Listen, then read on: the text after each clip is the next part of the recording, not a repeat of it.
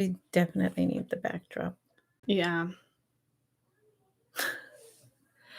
Hi, everybody. Hi, everyone. Welcome back to Casual Conversation with Gloria. And Eileen.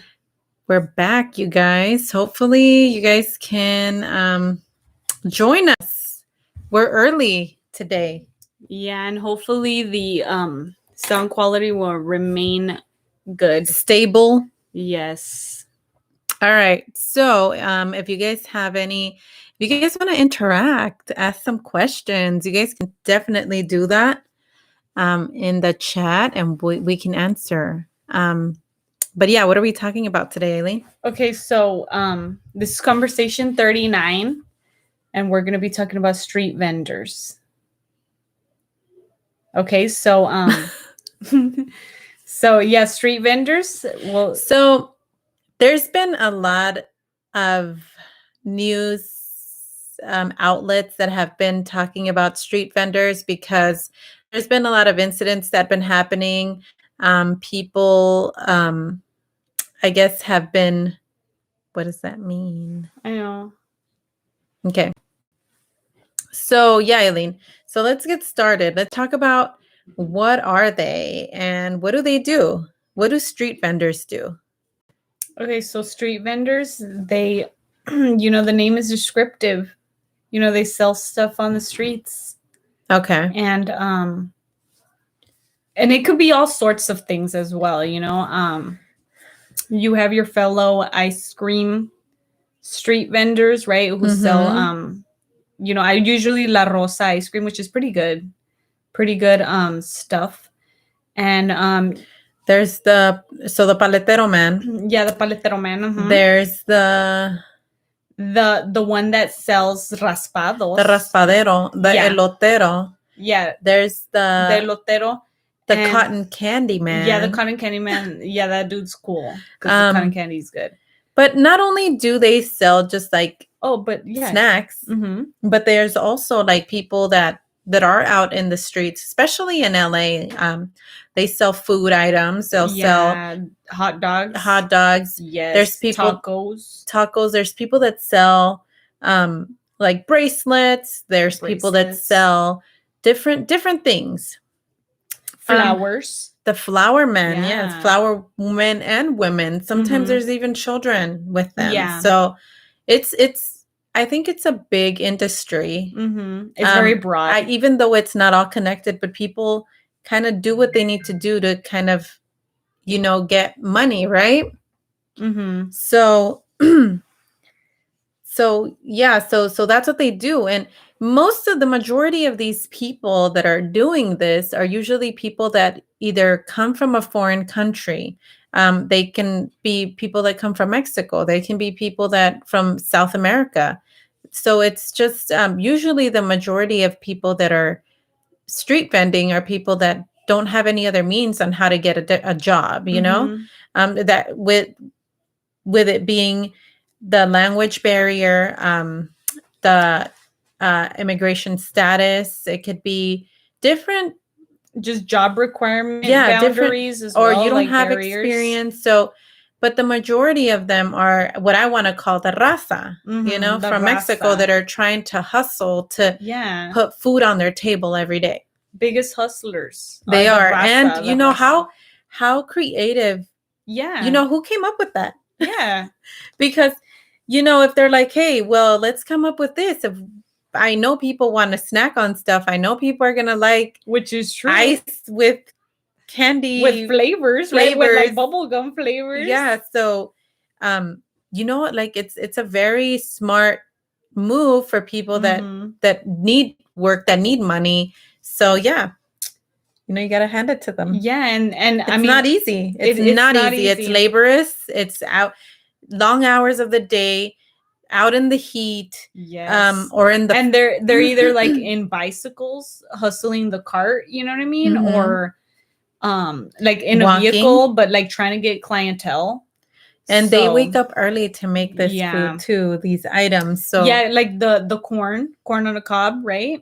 Which is awesome. Yeah, or like they sell a variety of stuff, like even like nachos, like hot Cheetos with Hey, nacho they cheese. don't have a nacho truck. That'd be tight. That'd be cool, but yeah, like hot Cheetos with nacho cheese, which is good. Or they'll like bust out with like the regular like wheel looking chips.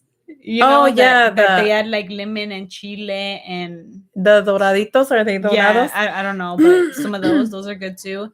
And yeah, you find them at your local parks. You find them like on your streets, you know, and they'll like be honking it up at the streets. Mm-hmm. Or yeah, the ice cream man too, man. I feel like that's a hustler too, man. The ice cream man, even though he has a little truck going, there's the ones that have that little trucks, the little and then they're cart, the ones and that then have the ones that have a vehicle. But I feel like Yeah. they're both hustling, and they have a lot to offer too, man. They're not only selling ice cream too, you know. They also have like treats, like snacks, like you said. And then yeah, like she mentioned, the cotton candy guy. You usually find him at the beach, you know. Yeah, and so they get creative with it. You know, where there's traffic, that's where you need to be. So yeah. So why do you think they come here, Eileen? Like the same reason anybody comes here, for the American dream, you know. And our family came here, our ancestors came here for the American dream. But let's not be uneducated about it. Yeah, it was California. Okay, that's what I was about to say. Okay, too. go for it. Yeah, I was about to say that, like, I mean, they didn't come here. I mean, this was their land, you know what I mean? So they're already here. But yeah, they decided to come back and yeah, live the American dream, you know, once this became America. Yeah, because there's a lot more opportunity here than there is in Mexico. Mexico is very rural. Some areas are very rural. Some areas are high end, but it's expensive to live there. It's like living in California, living in, you know, these big cities. It's really hard for people to progress. It is, you know, especially if you don't have education. Yeah, there's a lot of poverty. Because education isn't free. I don't think so. You know, I think it's something you do have to pay for. Right. So it's not easily accessible for everyone. And, you know, that's why they feel like, you know, like any parent, they want to come give their children a better life. Completely understandable, you know, a better future, you know, better living, better way of life, you know, just overall. And yeah, I feel like that's the main reason. That's the main motivator for any parent, I'd say. Exactly. And you know, if you've never been to Mexico, like especially like the rural areas, our family's from some of the rural areas. Yeah. So we were exposed to that life and how the struggle is. How the struggle is and what they did and how they lived. And it's like, I appreciate my home. Yeah.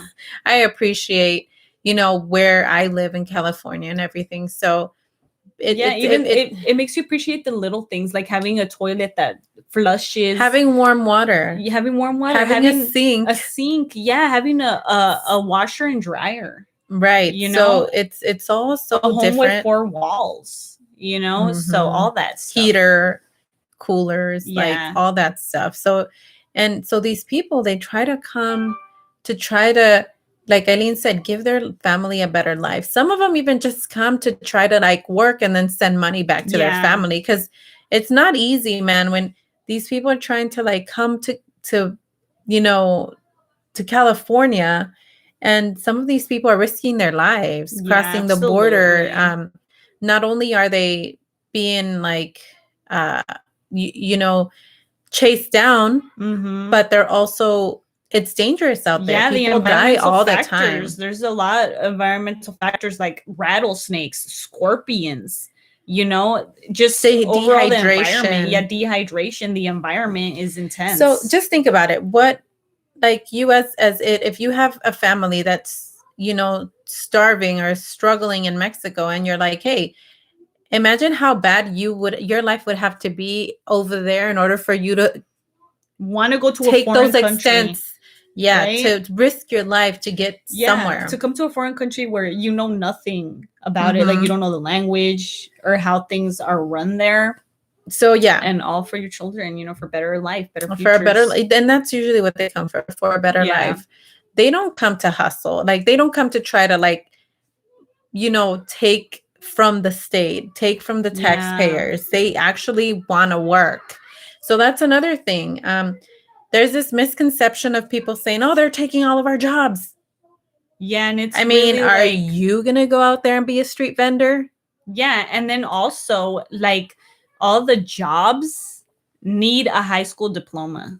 You know what I mean? So like, what are they really taking? And I'm pretty sure they don't know that, so they're just trying to like fit in where they can, do what they can. What are the jobs that are available to them? Usually field work.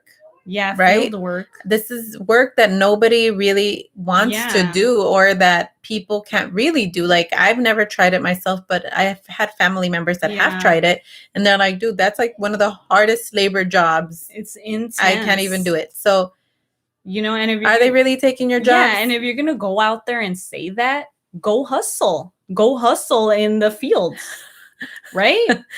Or go sell some elotes, dude. Like, for real. Yeah. So I don't know. I can hear the kids. It's so funny. So this is what's happening. And the reason why we kind of wanted to bring this to light was because of some events that have been happening, some incidents, very sad incidents that have been happening with our local vendors. And I did want to talk about a little bit because knowing Mexicans, knowing how the raza is, right? Mm-hmm. They're non-problematic. They're not, they're very calm, very quiet. They do what they gotta do. They go to their own. They're not trying to like get involved in anything. Yeah, and they're just trying to like get their job done and go home.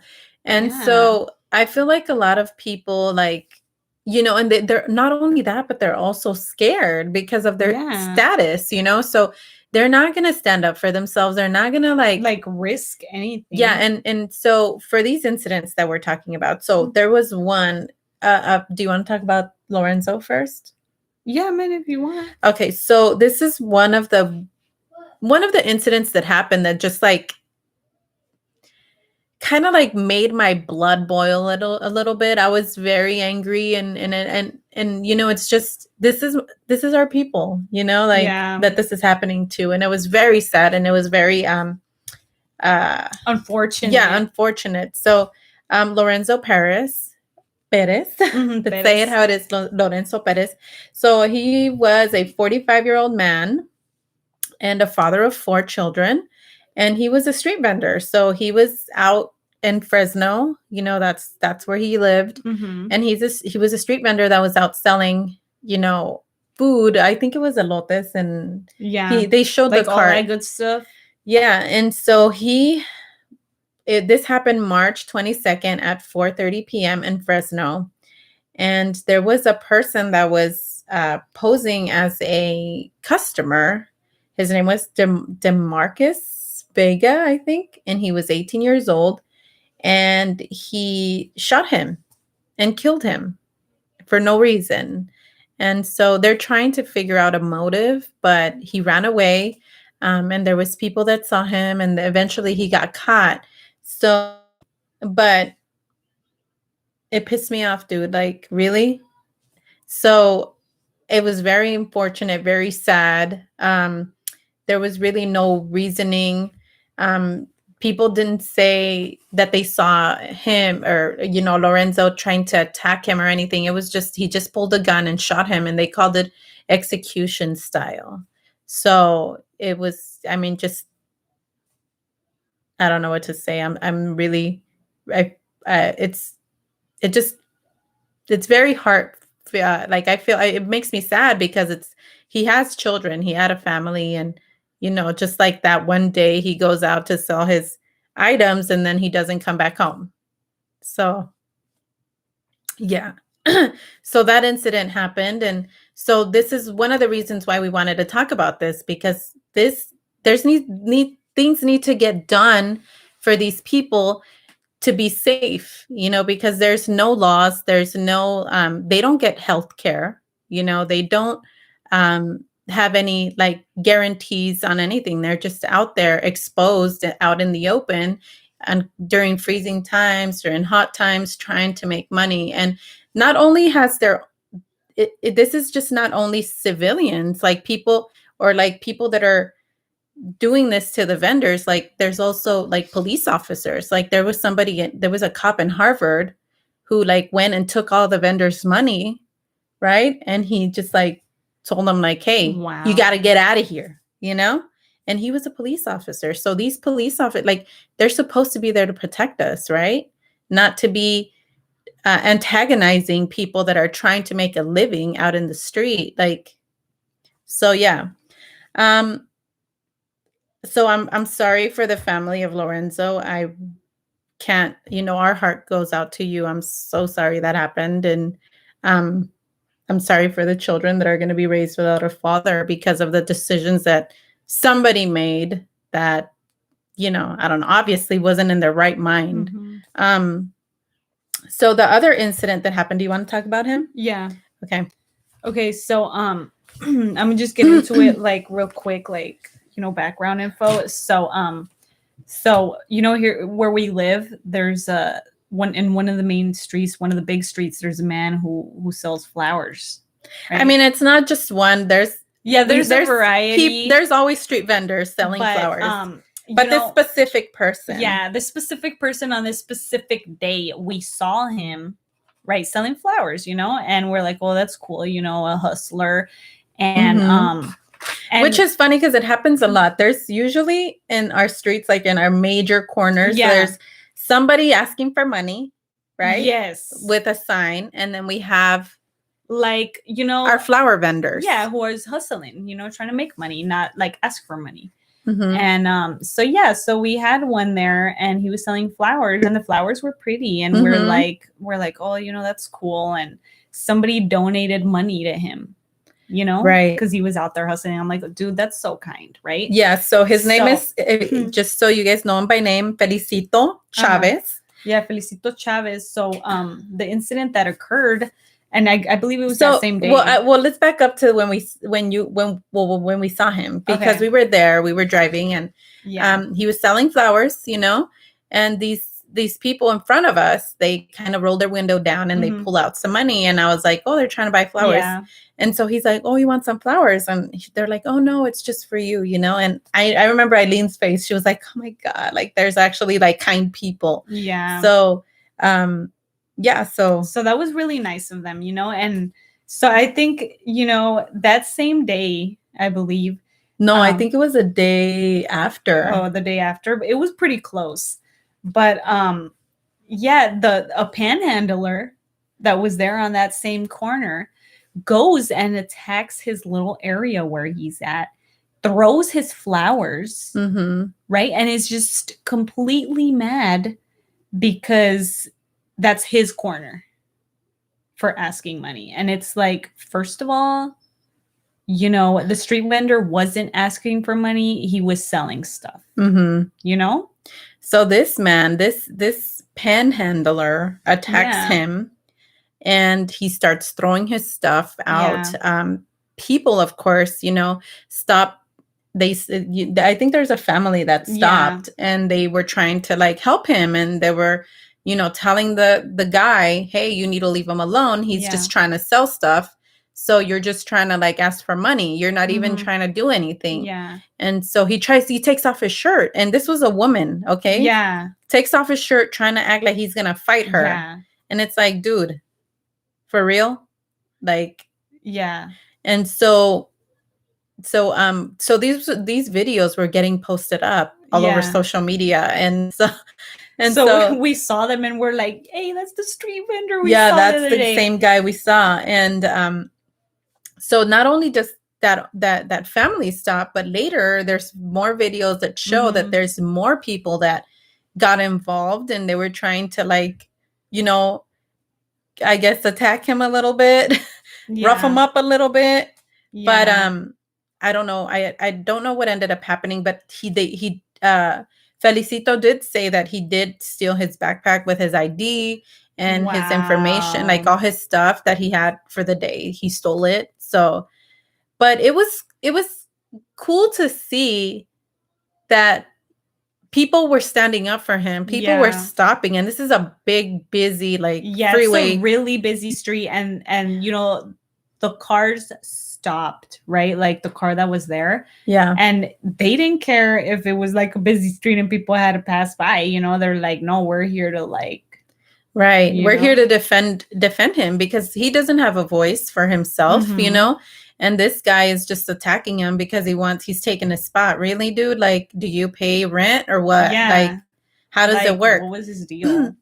But it was cool to see that, not only I mean, I don't know who else was there, but it was cool to see that, like we said, the raza was standing up for the raza. And it's like, you got to. I feel like we, as Mexicans, we are a sleeping giant. We try to, like, stay calm, cool, collected, not get into anybody's business.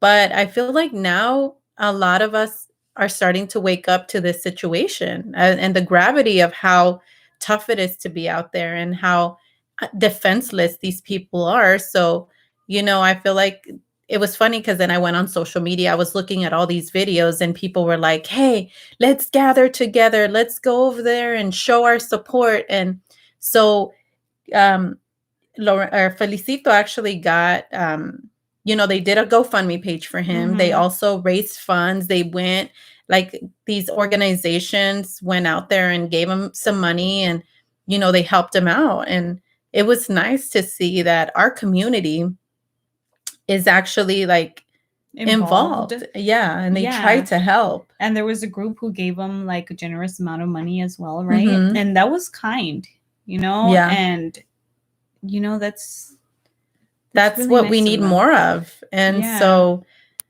I mean, it's tough. It's a tough situation to be in.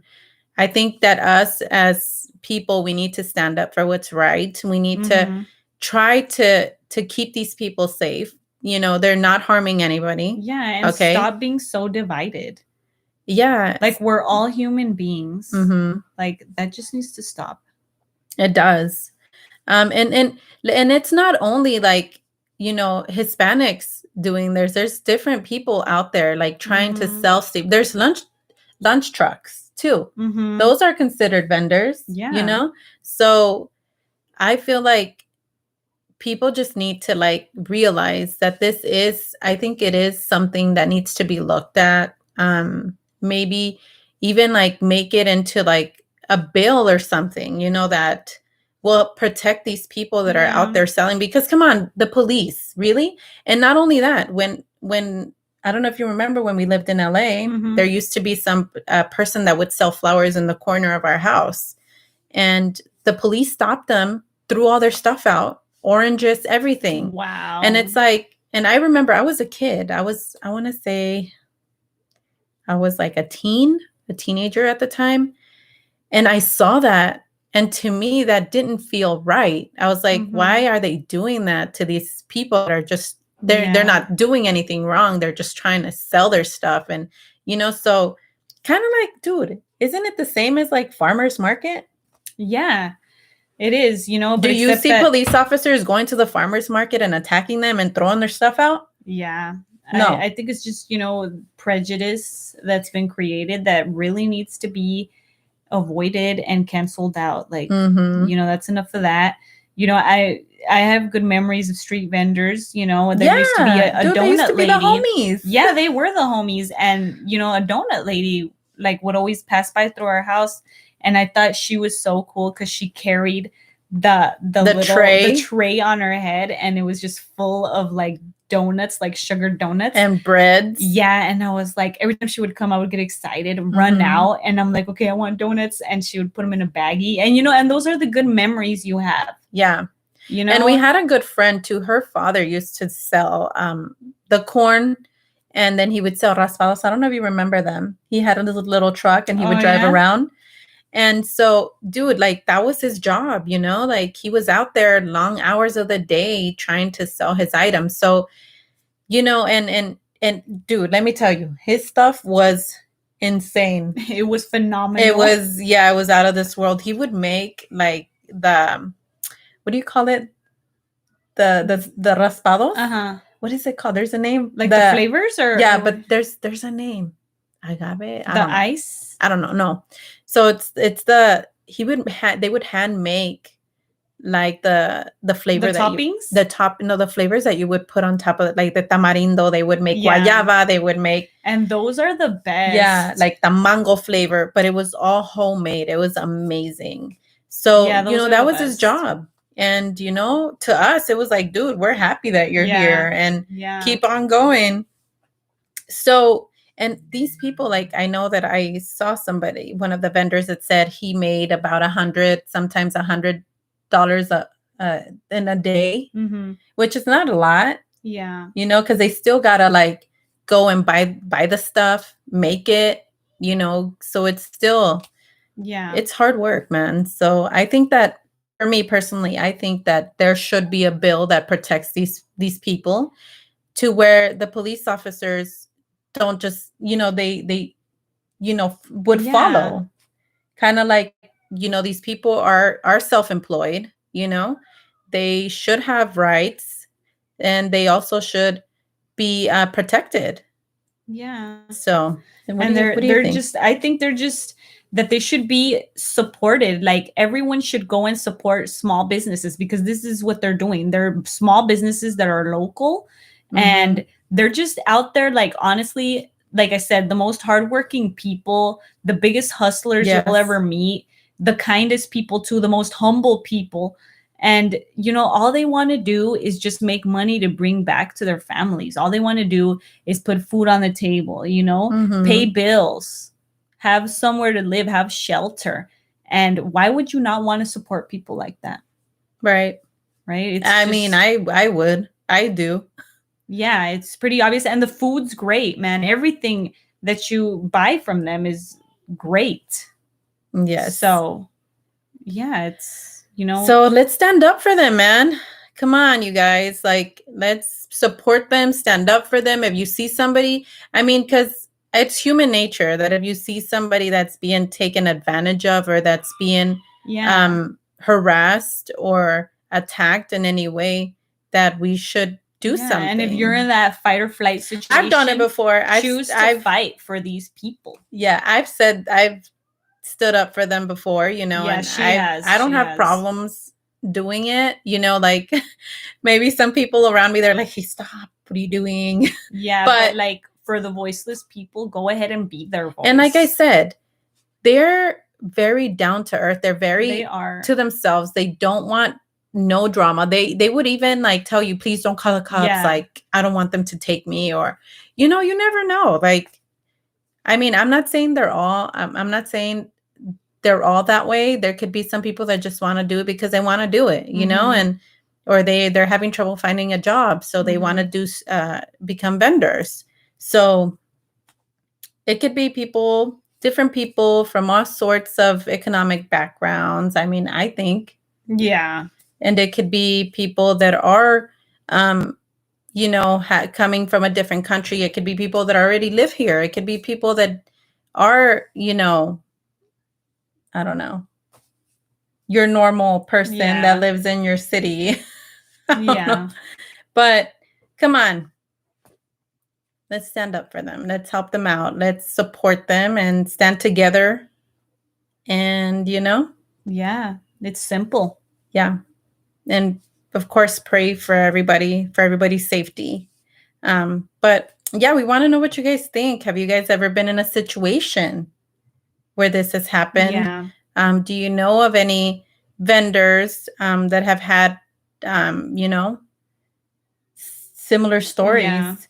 But yeah, let us know if you guys have any stories you guys want to share. If you guys know any cool local vendors, put them out there so we can support. But yeah. So I think that's all we have for today. And we will see you on the next conversation. Do you have anything to say? No, I think it's it. It's a wrap. And thank you everyone for watching. And we'll see you next time. Bye. Dude, I always forget how to stop this. I think it's there. Oh. Bye. Bye.